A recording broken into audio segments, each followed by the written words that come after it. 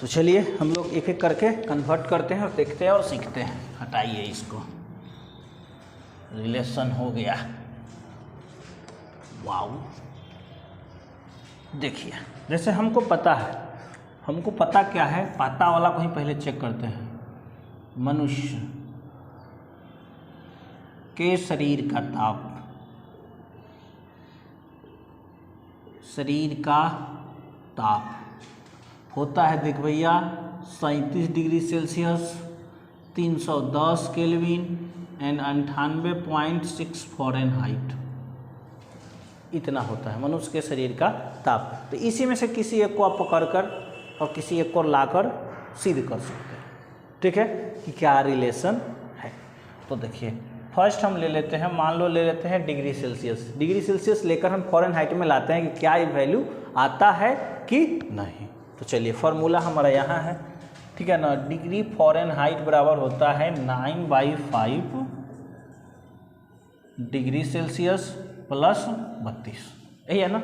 चलिए डिग्री छोटा सा और लिखेंगे, फ़ारेनहाइट बराबर 9/5 इंटू कितना है 37 ना, 37 और 37, हाँ ठीक है, प्लस 32।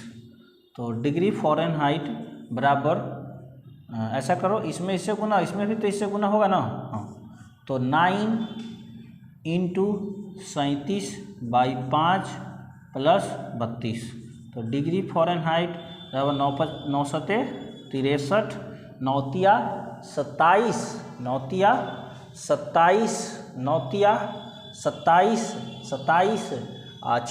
27 कितना जी, तो 33/5 प्लस 32। डिग्री फ़ारेनहाइट बराबर, या तो एजा भागा दे दिए या गुना करके जोड़ के भागा दे दिए, तो बढ़िया है कि एजा भागा दे देते हैं।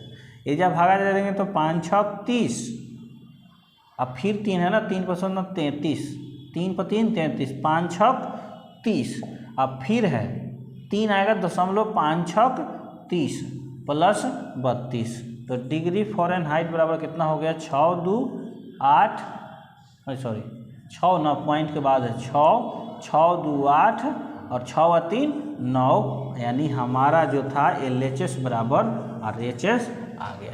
देखिए 37 डिग्री सेल्सियस बराबर कितना है 98.6 फ़ारेनहाइट। हमने फ़ारेनहाइट की गणना कर दी और डिग्री सेल्सियस वाला वैल्यू ले लिया, जिससे देखिए आ गया। अगर दूसरा फार्मूला को आप चेक करना चाहें, यानी कि जब वैल्यू डिग्री सेल्सियस में हो तो केल्विन में लाने के लिए तो दूसरा भी आप चेक कर सकते हैं। यहाँ पे कितना है, तो केल्विन हमको लाना है और है कितना 37 डिग्री सेल्सियस, 37 डिग्री सेल्सियस है, 37 डिग्री सेल्सियस है। देखिए केल्विन लाने के लिए क्या करते हैं, तो 273 जोड़ देते हैं, प्लस 273 केल्विन। जैसे जोड़ेंगे डिग्री सेल्सियस का वैल्यू खत्म होगी। देखिए जोड़े थे तो ये खत्म हो गया था ना, तो जोड़ दीजिए 7 3 10 के 0 के तो रहेगा ही, हाथ में 1, 7 3 10 1 11 के 0, हाथ में 1 2 1 3। तो ये भी देखिए हमारा 310 केल्विन था, 310 केल्विन आ गया, ठीक है। एक क्वेश्चन ऐसे है, यही पूछा था LP में, LP एंड टेक्नीशियन 2018, ठीक है। उसमें क्वेश्चन ये था कि यदि एक पदार्थ का डिग्री सेल्सियस में ताप 25 डिग्री सेल्सियस हो तो फ़ारेनहाइट में कितना होगा। यानी डिग्री सेल्सियस में दिए हुए था और हमसे फ़ारेनहाइट में पूछ रहा था, और 4 गो सुनहरा ऑप्शन दे रहा था, लेकिन चारों ऑप्शन एक दूसरे के आसपास थे। सो तुक्का भी काम नहीं करेगा, आपको बनाना पड़ेगा, और बनाने के लिए ज़्यादा मेहनत नहीं है। ये फार्मूला आपको याद है तो आप बना सकते हैं किसी भी क्वेश्चन को। ये 25 का बात है, 500 का बात क्यों ना हो, है ना।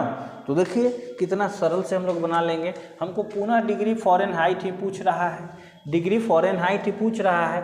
बराबर फार्मूला है 9/5 इंटू 25 डिग्री सेल्सियस, 25 प्लस 32। देखिए 5 से काट दीजिए, 5 5 25 तो 9 बचे 45, अब 45 प्लस 32 जोड़ दीजिए, 5 2 7 4 3 7 यानी 77 डिग्री फ़ारेनहाइट इसका सूटेबल आंसर हो जाएगा। अगर यही क्वेश्चन केल्विन में करना है तो केल्विन में करना है तो कोई दिक्कत नहीं है। ये भी बताए ना 25 प्लस 273 बराबर 298 केल्विन। और आपके जानकारी के लिए बता दें कि कमरे का जो ताप होता है, नोट करके यहाँ नोट कर लेंगे,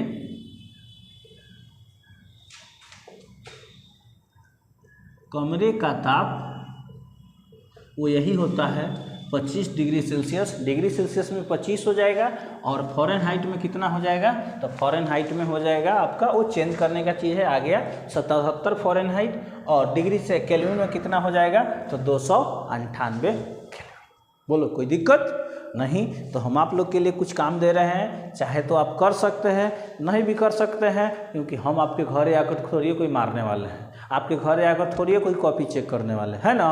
गलत बोल रहे हैं? नहीं, गलत नहीं बोल रहे हैं। तो आपके लिए HW क्वेश्चन ये है कि यदि कहा ये है, यदि जल का डिग्री सेल्सियस में हिमांक अभी तो पढ़े हैं 0 डिग्री सेल्सियस है, तो यह ताप केल्विन, और केल्विन नाम लिख देते हैं ना, और फ़ारेनहाइट में कितना होगा। मतलब कहने का अर्थ है सर कि इसका जो हिमांक है, यानी जमने का जो जल का है, सबको पता है 0 डिग्री सेल्सियस होता है। तो वही ताप को अगर हमसे फ़ारेनहाइट में पूछ दिया कि जल कितने फ़ारेनहाइट पर जमेगा, जल कितना केल्विन पर जमेगा, तो हमको बताना है। कर लीजिएगा, नहीं कीजिएगा, इसमें आपका घाटा, मेरा कुछ नहीं जाता। थोड़ा पढ़ लेता तो कुछ ढंग का हो जाता। जैसे हमसे बेहतर कौन जान सकता है।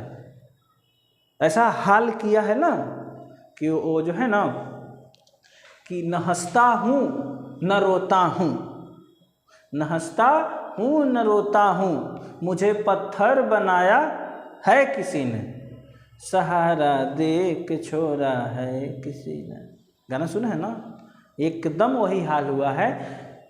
6 बजे 5 बजे पता चला कि हम सिलेक्ट हैं, और 10 बजे पता चल रहा है कि हम रिजेक्ट। तो भैया उस फेज को लाख हमारे दोस्त, हमारे रिलेटिव, हमारे घर के फैमिली मेंबर कोई कितना भी कह दे कि हम समझ सकते हैं, उस फेज को नहीं समझ सकते हैं। क्योंकि कुछ बातें, हम ऐसा नहीं कह रहे कि आपके साथ ऐसा कोई घटना नहीं हुआ है, हम वही बताना चाह रहे हैं। कुछ बातें जिस पर बीतता है, जो उससे गुजरता है, उसके सिवा दूसरा कोई नहीं जान सकता। उस फेज को अभी भी दिमाग में जब रियलाइज करते हैं तो मतलब शौक हो जाते हैं। भाई कोई बड़ा पोस्ट नहीं था, वो अलग बात है, लेकिन होता है ना कि किसी भी चीज़ के लिए एक्सपेक्टेशंस हो जाता है ना, तो एक्सपेक्टेशन जब टूटता है तो बहुत ज़्यादा तकलीफ होता है। और हम बोले ना कि उस फेज को अभी भी फील करते हैं लोग, हमारे दोस्त हैं जो बोलते हैं कि भाई समझ सकते हैं, समझ नहीं सकता है वो हम ही समझ सकते हैं। या और हमारे साथी जो उस डेट में इस समस्या से जूझ रहे थे, जो अपने पेरेंट्स को बोल दिए, दोस्तों को बोल दिए कि हाँ हाँ हो गया, सब कुछ हो गया, अब खाली ये काम बाकी है, उसके बाद, और उसके बाद 3-4 घंटा के बाद पता चला कि आप 0 जहाँ से शुरू किए थे ना वही हैं। तो वही बात है, आजकल न हंसता हूँ न रोता हूँ, मुझे पत्थर बनाया है किसी ने, सहारा दे के छोड़ा है किसी ने। चलिए इस वाणी के साथ आज का हम अपना क्लास स्टॉप करते हैं, रोकते हैं। अगर आपको चैनल पे काम अच्छा लग रहा है, काम के चीज़ का है, तो सब्सक्राइब करना, ना तो ना करना भाई, थोड़ा थोड़ा के लिए काहे सब्सक्राइब करोगे, लाइक ज़रूर कर देना, क्योंकि आपका क्या जाता है, मेरा कुछ हो जाता है। ठीक है, धन्यवाद।